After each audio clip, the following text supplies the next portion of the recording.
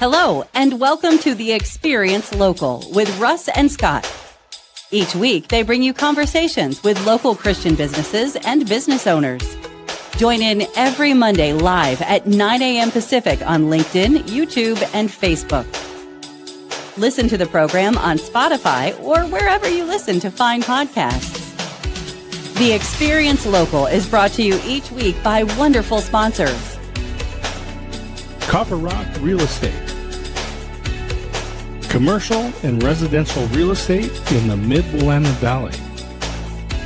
CopperRockRealty.com.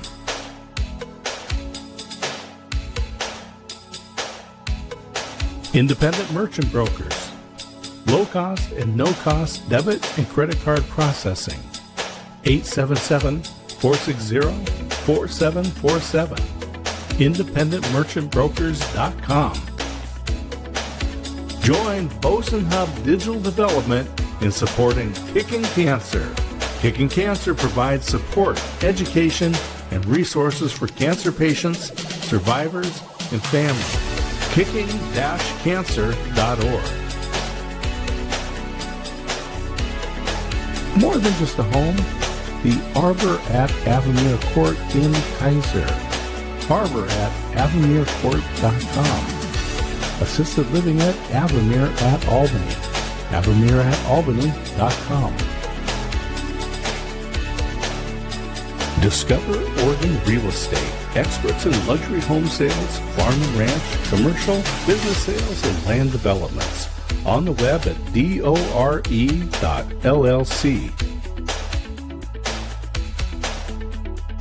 And now, your hosts for the Experience Local, Russ and Scott.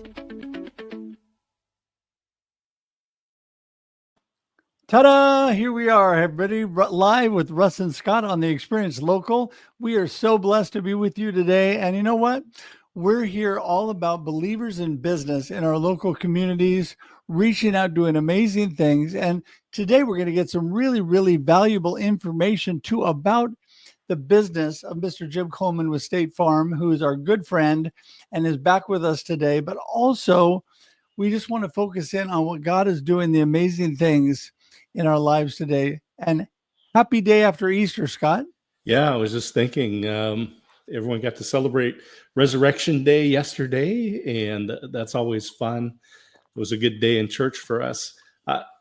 But this is also this day after Easter, the Pope has passed away at 88 years old, and that affects just millions of people around the planet. And so our thoughts and prayers and everything are with everyone affected by this. Right. This is just one of those global things. And anyway, a big impact. And he just gave the Easter blessings there and passed the next day. Well, the Pope has worldwide gigantic influence, but everybody that is listening to us or watching us today also has influence on life.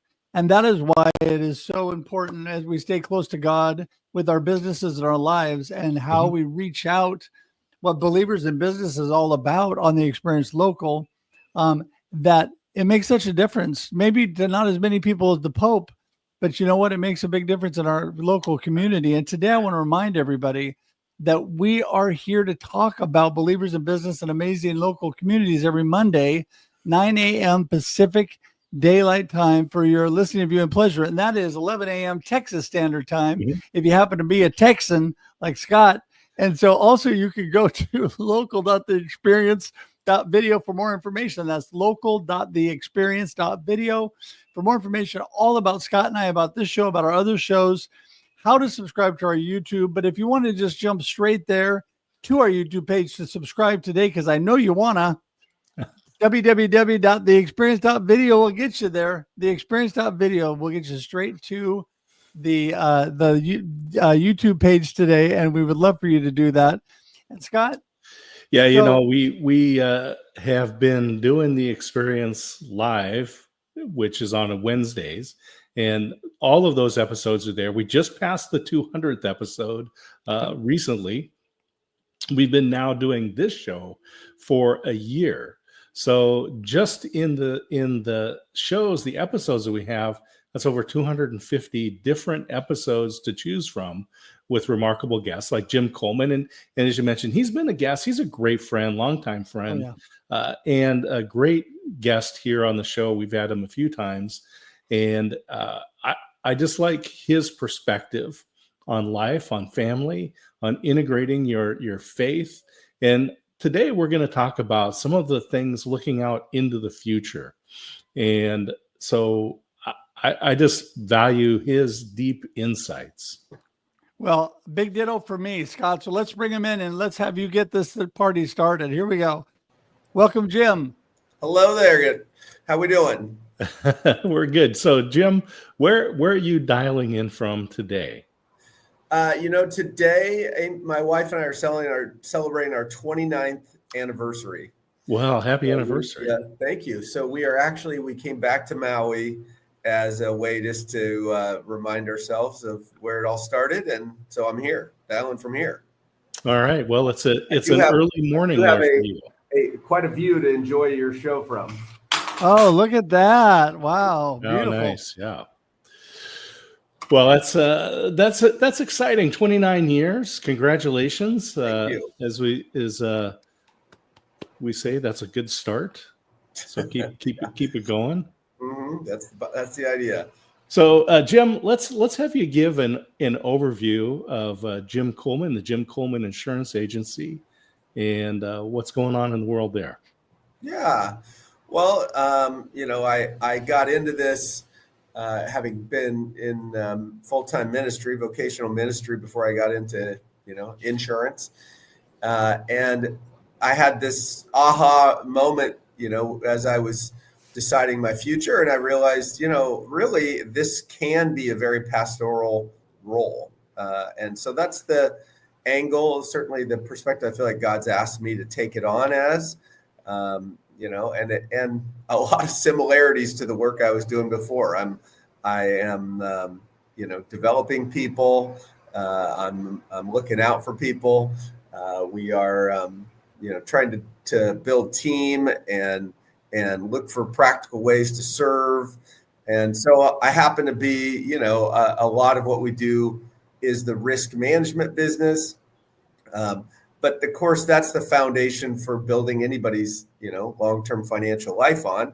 And you were talking about the future. And so, I feel like we're integrally a part of just people's planning, if we do our part well, helping them, manage the risks of everyday life, recover from the unexpected, and hopefully realize their dreams. Yeah. Jim, you and I have been friends for a long time, and you are full of great wisdom about what's going on in the insurance community. And there's a lot of things going on nowadays, from natural disasters and people fears about what insurance is going to cover, what they're not going to cover. And just a lot of things happening. Give us a little bit of your wisdom as to what's happening these days and how the landscape of the insurance industry is changing. Sure. Yeah. There are a lot of smart people working on these issues, and there is changes. We have a warming planet that is causing, increased and more intense losses at a degree and pace that's unprecedented. And that's forcing change, in the industry to address and deal with that.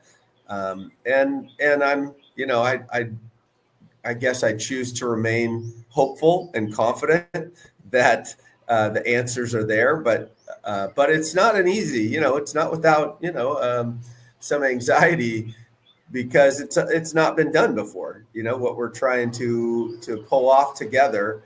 But, I think there's going to be more challenges. It's going to have to be kind of beyond insurance. There's going to have to be some governmental, cooperative efforts. If there's, what do you do when there's areas that are high risk, say of wildfire, and no insurance companies want to participate, and so then how do we work that out, and governmentally, how do we find a solution to that? there are some different, I love our model of government with different states so that different states can try different things. And then the best ideas tend to percolate out and percolate up, So, there's ways that the government has chosen to step in, and, some of those seem to be good. Some of those are still to be figured out. There's ways that we're all working together where all the insurance companies sort of own some element of these risks. That's pretty common, in a long time practice where they say, hey, here's a risk the insurance companies aren't so interested in, but let's spread that risk out, somewhat evenly and fairly among all the carriers. So I think I think we're actually in a good position. The insurance industry as a whole is and particularly the company I work with is in really good financial position. And some of that was, the way it was set up so long ago in terms of what kind of ratios they have to hold. And they're not all the same in terms of not all carriers have, chosen to go beyond, but there are some minimum ratios that insurance companies have to maintain to be prepared to pay out big losses. And we are prepared. The California fires, State Farm's going to be, we're the largest provider of insurance down there. We're going to pay out our claims. We're going to be able to handle that just fine. It's not jeopardizing the company or anybody. This is one of those things that has impressed me with the insurance industry over the years, going back to the days when I was in college, and my degree, my undergraduate was had a concentration of finance. So taking the insurance classes and talking about the insurance theory, right? And things that you can insure are sudden and unwanted, right? Like a wildfire or a car accident, right? I'm not going to call you up, Jim, and say, "Hey, what's the deductible on my oil change?" Right? That's not sudden and unwanted. Maybe unwanted, but certainly not sudden. And I like what you talked about, how the insurance company is coming together, because, again, one of the things I learned in class was about life insurance, and you don't find federal insurance on life insurance because the industry is kind of self-regulating or self-protecting in that, so that a company will never go out and not pay a life insurance claim because the other companies will come in, because it would shake the confidence in this. And you're there in Hawaii, so I'm going to swing over to life insurance for a moment. One of the things that I found about, because we have family in Hawaii, is that a lot of people over there are believers in life insurance when it comes to growing and protecting generational wealth. So, Sure. So can you talk to that a little bit and why people would consider life insurance? Yeah, I heard a phrase a long time ago, no one drinks from a well they dug, or like somebody else dug the well for you. And the idea, I think, where life insurance, you buy life insurance for other people, for those, that you care about, the things that you want to see happen for the people you love the most, but you're not going to be around to complete it personally. And, it has some unique advantages. It shows up at the right time, and it shows up income tax free. So it most definitely allows for an immediate estate, regardless of what else you've got going at that moment in your life, or, later or whenever that day comes. It creates an immediate estate for those people that you love. And over and over again, seeing how it has become, it's like, sure, generational wealth is a factor in life insurance, but oftentimes it's just simply, that family not having to take some massive step backwards, and being able to continue on the path that they were heading on, financially, to be taken care of. So, yeah, it's insurance in general, I feel like, came out of the church model. Everybody kind of, used to gather around the local church, not knowing who would have need, but everybody would give a little bit. And then so that the person who had need, whether it was their, house that burned down, or a loved one who died, who's a key member, contributor to the family, everybody else could rally around through the efforts of the church, and And so there's something, I don't know, beautiful about being able to help people build a plan and know that there's going to be some support there when that day's needed. Yeah, that is so great. True. And, I want to remind everybody that we're here with Jim Kuhlman of Jim Kuhlman Insurance, State Farm. And we're so thankful, such a great friend of ours. And Jim, today, I was thinking about, you got such a strong faith in God and you don't hide that.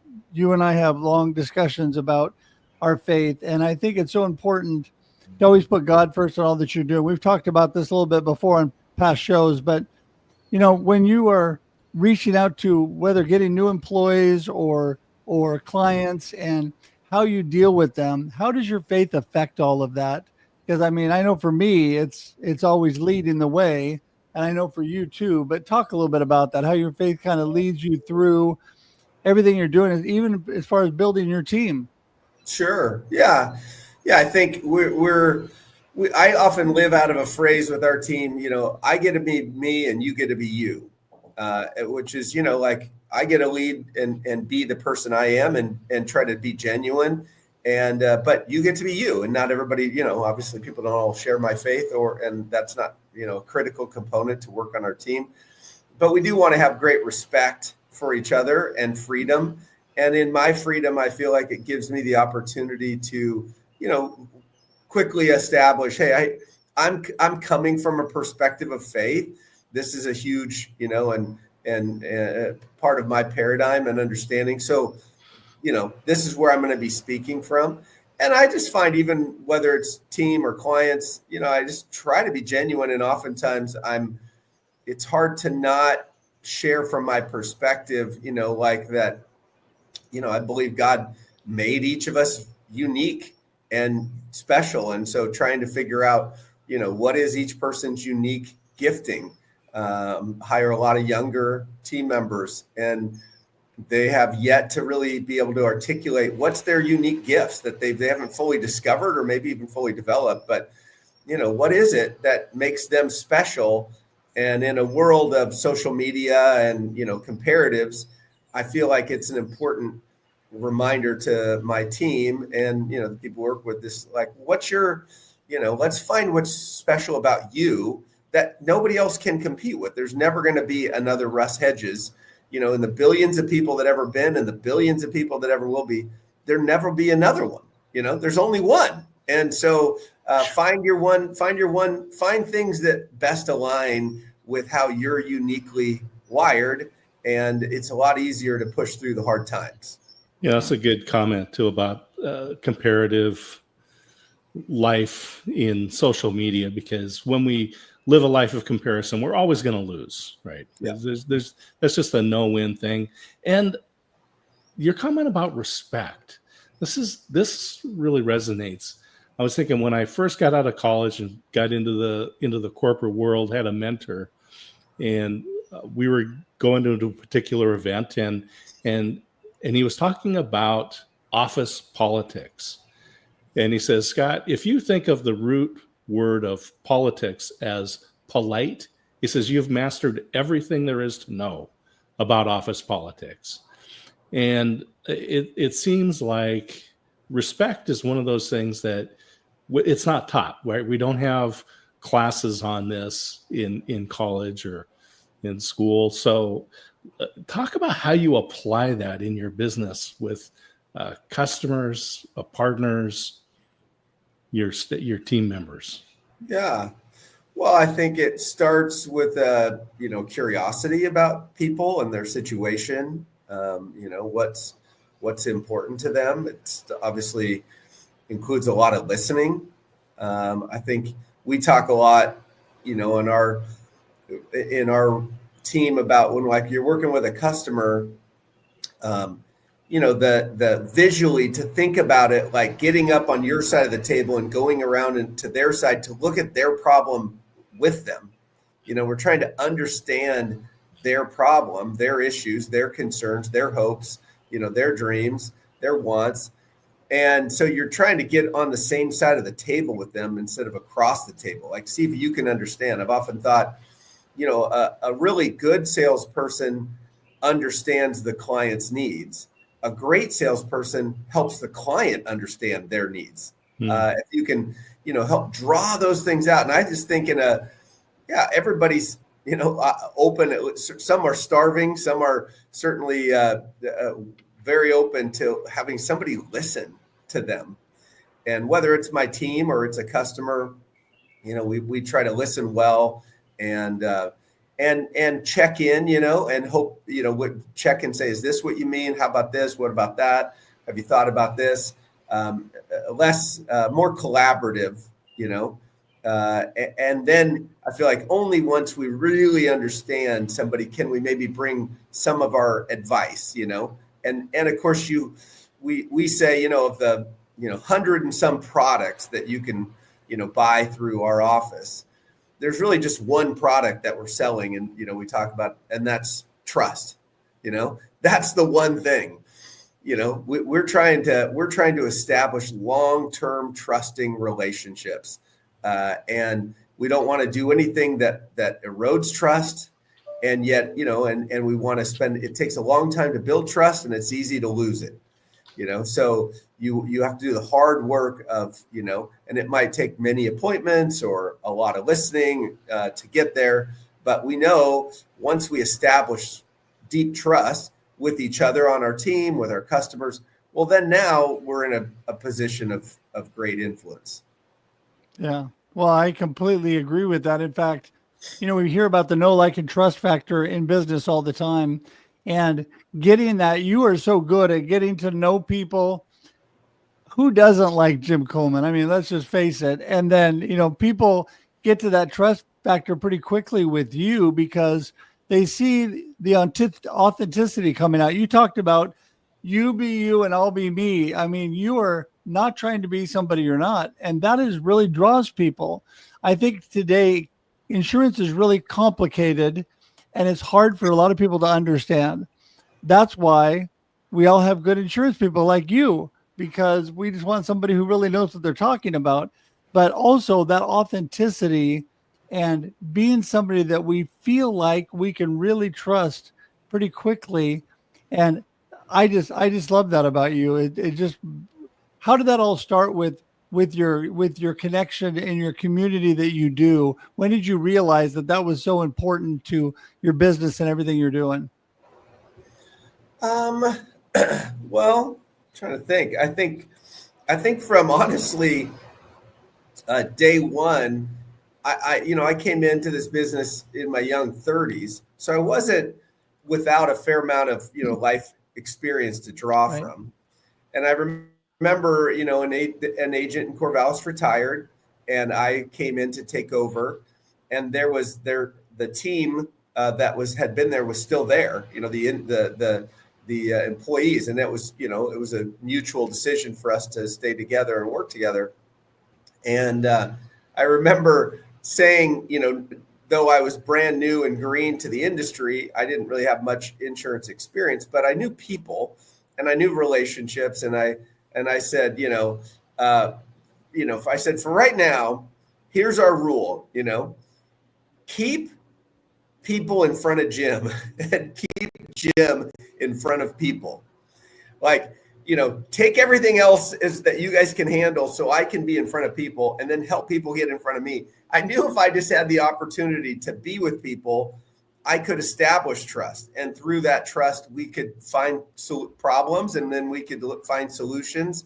And it really hasn't stopped. I'm trying to more build a team of people that are also of that same mindset now, and less maybe myself in that role all the time. But and in fact, I think you said what's new with us early on, just that we have an office in Lebanon, we have an office in Corvallis, and now we're going to have an office in Newport starting in July, which is a real feather in our cap. There's of the 20,000 State Farm agents in the country, only around 50 or so have 3 offices. So it's a very high honor that the company has found trust with us, me and our team, that they're like, hey, we'll give you more ways to serve because you've done it faithfully now for these last 22 years.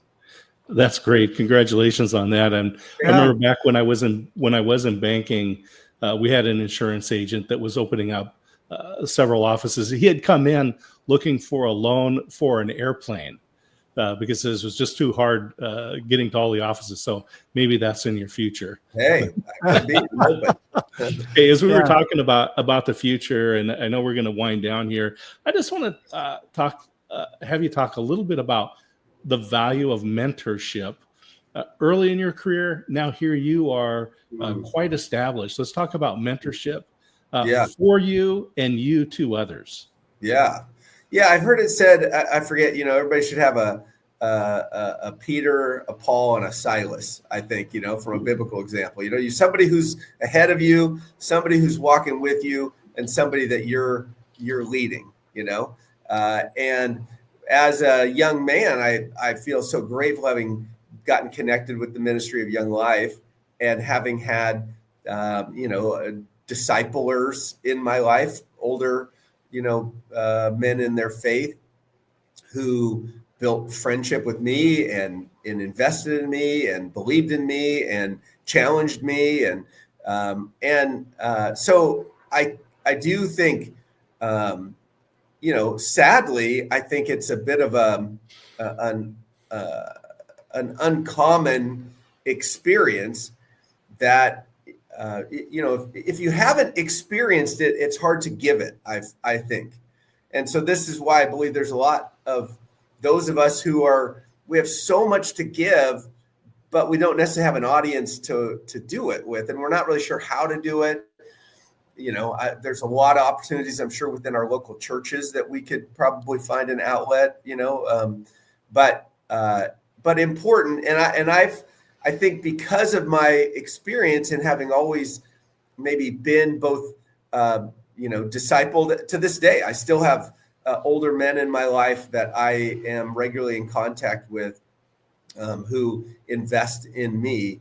And likewise, I find that much of my role on my team, in our office, is a mentor type role where I am, trying to care for them, speak the truth in love to them, like, hey, here's, we do a lot of hero sandwiches in my office where it's like, hey, you're doing great. Here's one area that you really could grow in, but hey, keep it up. I believe in you. It's kind of, you're delivering the hero sandwich because, we all need probably 2 parts positive to every part negative, at least, and so we try to be, I think we have a unique culture where our culture is very positive, very cooperative. I've heard it said many times from team members, even recently, where they're like, man, of all the places, I've never worked any place where I felt like everybody was so committed to my success. And so on the simplest aspect, I'm thinking, okay, I want to love my team in the way that models how I want them to love our clients. Right. So I need to be extravagant. I need to be consistent. I need to be, I need to know them, and looking for ways that I can live that out. Well, Jim, I just want to tell you, man, you're full of so much wisdom. I love all that. And we are at the point we have to roll for the day, but I'm telling you that I appreciate you. I've got Jim at jimkuhlman.com scrolling along the bottom. What other great ways are there to contact you? Yeah, well, you Google us, Jim Kuhlman State Farm. You're going to find us pretty easy. But that's probably the easiest of all. Jim at jimkuhlman.com. Okay, great. And we got other information in the comments there and in the show notes, so you can get a hold of Jim. Jim, thanks so much for being with us again. Appreciate you. And we're going to send you up to the green room. Hang tight for just a sec. All right. Happy anniversary, Jim. Thanks, guys. Happy anniversary. You bet. You bet. Thanks, right, Russ. Scott. Great conversation. It was. And we just appreciate everybody. We'll be here again at 9 a.m. Pacific next Monday. Thanks for joining us. See you next week. Bye, everybody. Thank you for tuning in to The Experience Local with Russ and Scott. Listen to the program on Spotify or wherever you listen to fine podcasts.